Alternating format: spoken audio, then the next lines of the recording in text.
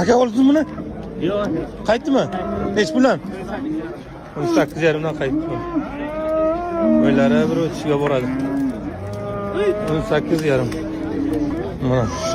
Aka nech pul bo'ldi bu? Nech pul? Nech puldan? 17dan qaytgan u.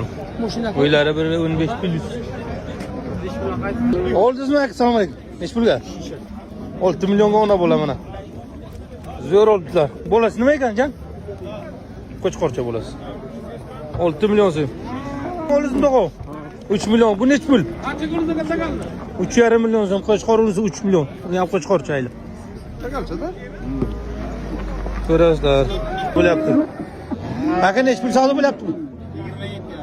27,5. Bo'ylari 1,50. 27,5. Bu. Shoshma. Ha? Aytmadilar xullas. 2 million 300 bo'libdi mana shu. Ketdi. Ama aka bu qancha pul bo'ldi? Sotdingiz? Nech pulga? 17,5 ga? 17 millionga ketgan bu qacha mana. Bo'ylari 1,20. Zo'r. Aka buni oldingizmi? Assalomu alaykum. Nech puldan qaytdi bu? 5,5 dan qaytgan mana Qo'chqor. Boqilgan ekan, ozmoz. Mana olingan joydan. Nech pulga oldingiz aka? Assalomu alaykum. 2 million 8 ga. 3 million 8 ga olingan mana. Qo'chqor barra arabi. Zo'r aka.